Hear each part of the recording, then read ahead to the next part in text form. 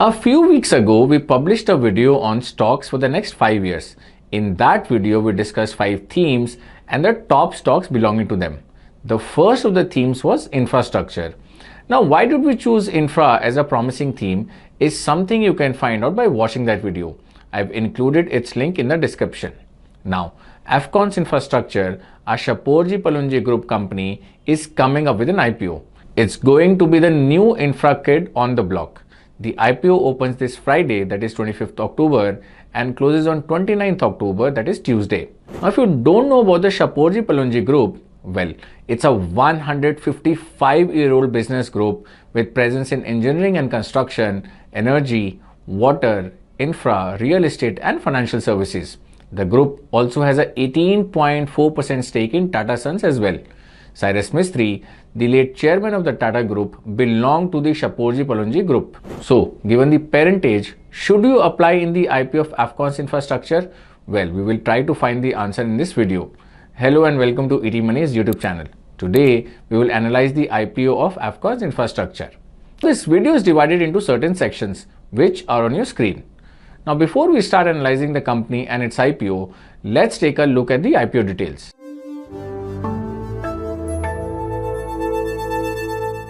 On your screen are the key IPO details of Afcons Infrastructure. The total issue size of the IPO is 5,400 crores. This makes it the 4th largest IPO this year by issue size, after Hyundai Motor India, Bajaj Housing Finance and Ola Electric. Now, we covered all the 3 IPOs. Our IPO playlist contains all our analysis in one place. Now, of the 430 crores, 1250 crore is the fresh issue and 180 crore is the offer for sale or OFS. Now, in a fresh issue, new shares are issued and the money raised goes to the company. On the other hand, in an OFS, no new shares are issued and the existing shareholders sell their stake. The selling shareholder for the OFS portion is one of Afcons promoters, Goswami Infratech Private Limited, which is a Shapoorji Pallonji Group company. The IPO opens on 25th October and closes on 29th October. Now, due to the weekend in between, the total duration has increased to 5 days from the usual 3 days. The price band is 440 to 463 rupees per share. To increase your chances of IPO allotment, you should always apply at the cutoff price or at the upper price band. So, the minimum investment amount at the upper price band is 14,816 rupees for retail investors. There is also an employee discount of 44 rupees per share. Now, the pre-issue share count is about 34 crore shares. It will increase to about 37 crore shares post-issue. So, these were some of the basic IPO details. Let's now move to the company's business and the industry overview.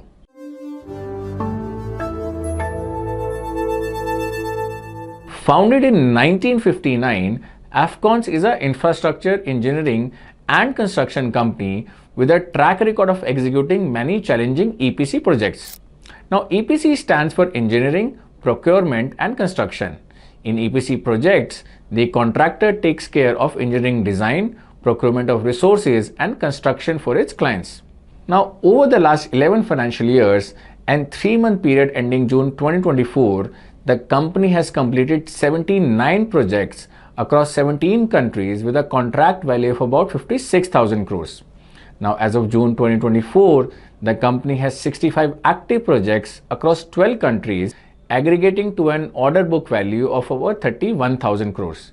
Some of the key projects executed by Afcons include construction of longest railway bridge in Ghana over Lake Volta in 2024, Chenab Bridge, the tallest single arc railway bridge in the world in Jammu and Kashmir in 2023, Atal Tunnel, the world's longest highway tunnel located at 3,000 meters above sea level in Himachal Pradesh in 2020. Its ongoing projects include India's first underwater metro tunnel and India's deepest metro station in Kolkata, and India's first undersea rail tunnel for the Mumbai-Ahmedabad high-speed rail corridor. Now, all this indicate the company's expertise in executing challenging infra projects. Indeed, pursuing large value and complex projects is the company's core business strategy. Now, Afcons has 5 business verticals: marine and industrial, surface transport, urban infra, hydro and underground, and oil and gas. Of these, urban infra constitutes 48% of the total order book and hydro and underground 28%. Now about 76% of the order book is India orders and the rest comes from overseas. As much as 70% of these orders have come from the government. Let's now briefly talk about the construction sector. The growth in the construction sector is directly linked to economic growth. As per World Bank's Global Economic Prospect for June 2024, India's GDP growth is estimated to be 6.8% for FY27. This is higher than the rest of the countries and regions in the study. There has been a sharp rise in government's capex in the last 3 budgets.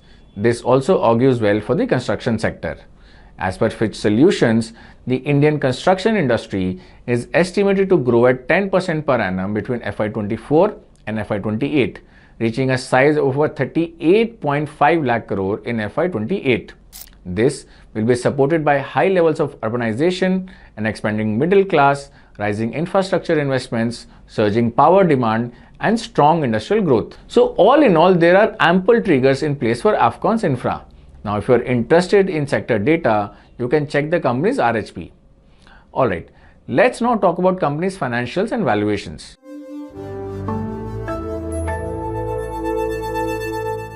On your screen are the key financials of Afcons Infra.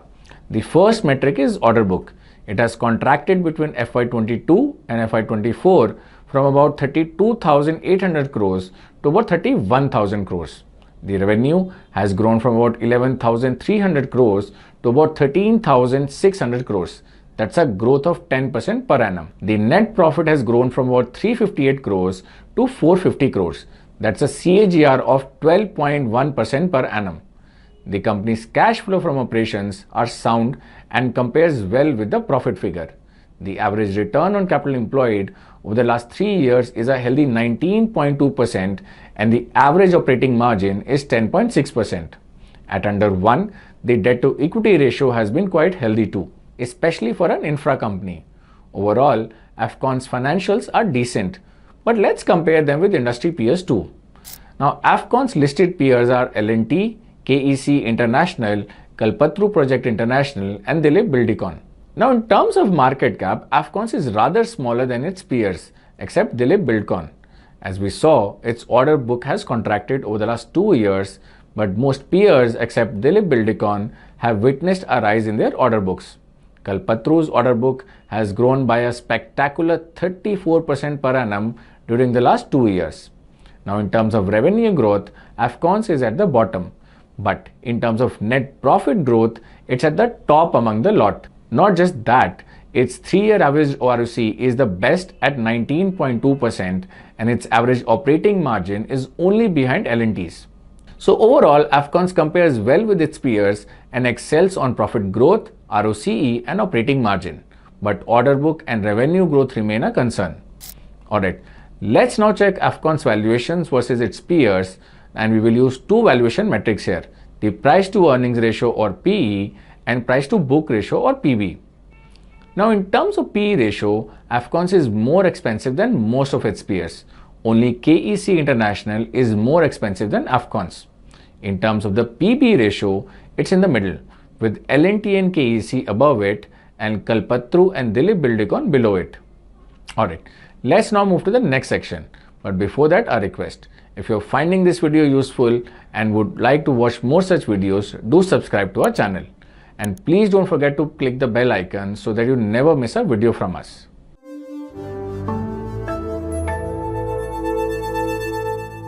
Analyzing the business and financials is not enough when it comes to IPO investing. You should also check crucial IPO related metrics. I talked about these metrics in an earlier video along with some cool hacks for successful IPO investing. You can watch this video later. I've included its link in the description. Okay, so let's assess these crucial metrics for the Afcons Infra IPO. The first is the split between fresh issue and offer for sale or OFS. As we saw, of the 5,430 crore of issue size, 1,250 crores is the fresh issue. That's 23% of the total issue size. 4,180 crore is the OFS share. That's 77% of the issue size. So the OFS share is much higher than the fresh issue share. Now, in an OFS, the money raised doesn't go to the company, but to the selling shareholders. As we saw in Afcons case, the selling shareholder is the promoter Goswami Infratech. So the company isn't going to benefit from the IPO as much as the promoter would. That's a red flag. It hints at opportunism on the part of the promoter amid booming Indian markets. The second IPO metric is the use of IPO proceeds. Now the company plans to use the fresh issue proceeds for capital expenditure, working capital requirements, prepayment or repayment of certain borrowings, and general corporate purposes. These reasons appear to be fair. One should be cautious if the proceeds are meant to only mitigate a crisis such as high debt. Now the next metric is litigation against the company and promoters. Now there are 12 criminal proceedings and 41 tax proceedings pending against the company. The total amount involved is over 5,000 crore. Now to put it in perspective, you can compare it with Afcons FY24 net profit of 450 crore. So the litigation amount is over 10 times the company's profit. The litigation amount against the company's director is 381 crore and against the promoters 951 crore. That's over 1300 crores. Overall, the litigation amounts are over 6300 crore and that's a staggering number. Now the next metric is contingent liabilities. A contingent liability is a possible obligation that may or may not occur depending on a future event. So low to nil contingent liabilities are desirable. The company has a long list of contingent liabilities. The aggregate amount stands at over 1500 crores. The next metric is issue of shares at a price below the IPO price in the last 1 year. The promoter entities have acquired shares in the companies at prices much below the IPO price band of 440 to 463 per share. Notable is Goswami Infratech, the selling shareholder. It acquired 24.7 crore shares in the company at just 10.14 rupees. Within 1 year, it's selling about 9 crore shares in the company and that too at a hefty premium. This strengthens the opportunism case against the promoter. Lastly, let's check some of the important risk factors mentioned by the company in its RHP. Now the company has mentioned as many as 93 risk factors in its RHP. Many of them are like disclaimers and standard disclosures. Let's take a look at some of the most material risk factors. First, the company depends heavily on government orders, which constitutes almost 70% of its order book. Second, as of June 2024, the company's receivables stood at about 4,000 crore. An inability to collect part of this can severely impact the company's financial health. Third, the company has been inspected by the Regional Director, Ministry of Corporate Affairs, and has been found non-compliant with certain sections of the Companies Act. Fourth, the company admits that there are factual inaccuracies in certain of its corporate records and filings. Fifth, there has been instances of delays in payments such as the EPF by the company. Sixth, there is a lumpiness in the company's order book. Its 5 largest customers constitute about 46% of the order book and its 10 largest customers command 64% of its order book. Now you can read the full list of risk factors in the company's RHP. So these were some of the key IPO metrics. Now given all of this information, should you invest in the company's IPO? Let's see.